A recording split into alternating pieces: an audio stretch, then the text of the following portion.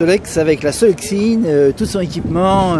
Exactement. Alors Marc, bonjour. Bonjour. C'est pas la première fois, j'imagine, que vous faites ce type de raid? Non, c'est la 4e année maintenant qu'on fait un grand voyage dans le sud de l'Europe avec le club et pour sensibiliser le public que l'on va rencontrer sur la route pendant ces 7 jours de voyage sur une grande cause de solidarité nationale qui est la lutte contre le handicap. Et dans le cadre de Nikaya Solex, la lutte contre la sclérose en plaques. Tout à fait. Alors quand je dis raid, c'est vraiment un raid ou alors quelles sont les grosses difficultés que vous avez rencontrées précédemment justement? Non, le mot raid ne s'applique pas dans notre cas parce que nous avons quand même des conditions de voyage qui sont humaines et adaptées à notre âge, qui est quand même relativement avancé, voyez-vous. Donc, mais toujours là, mais toujours là. Toujours là. Bon pied, bon oeil.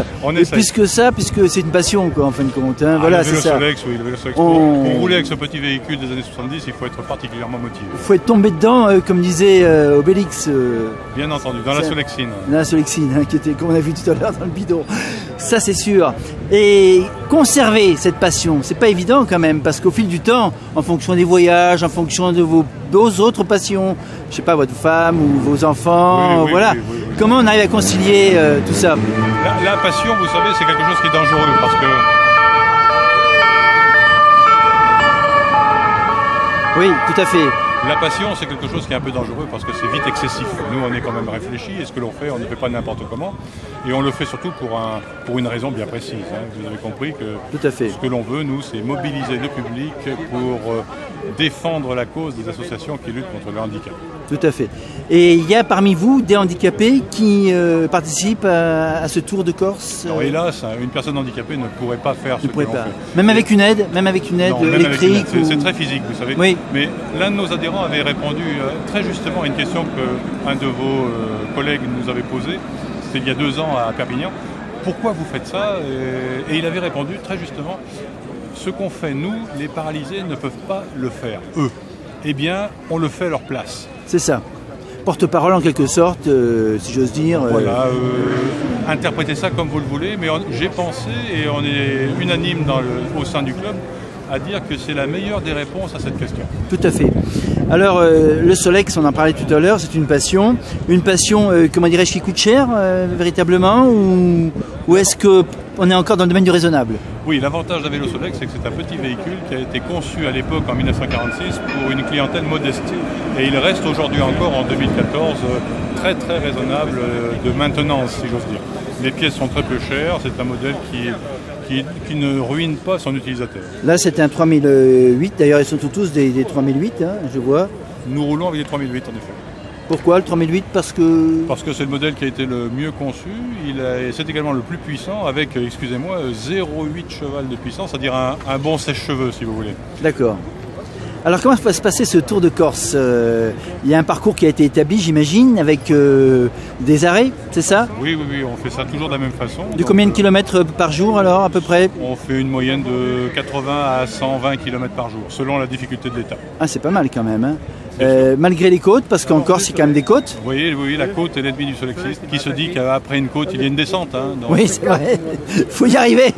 Cela dit, le Solex était connu aussi pour être obligé de l'accompagner dans ses côtes. Oui, tout à fait. C'est connu, ça. C'est un cyclomoteur. Si vous baissez votre caméra, vous verrez des pédales qui servent justement à aider le fameux sèche-cheveux dont je vous parlais tout à l'heure. Le sèche-cheveux, parce que c'est vrai que le sèche-cheveux, c'est pas évident pour monter les côtes. Non. Mais néanmoins, ça les monte.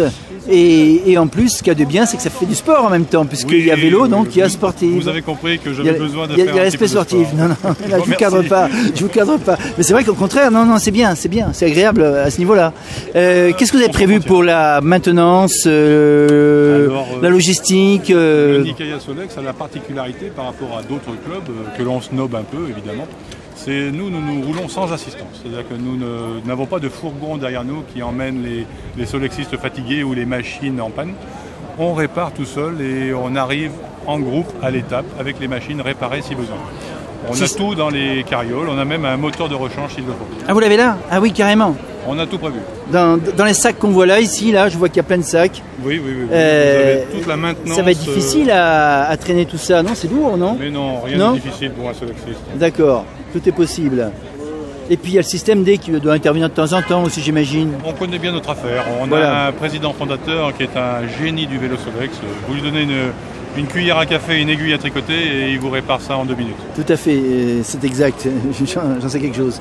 Cela dit, c'est vrai que bon, partir comme ça en Solex, quelle est la réaction du public sur la route? Eh ben, on compte beaucoup sur l'étonnement du public, voire l'admiration du public. C'est un peu narcissique de rouler en Solex. Les gens vous félicitent, vous applaudissent, vous prennent en photo, il y a des appels de phare, vous avez des saluts d'encouragement.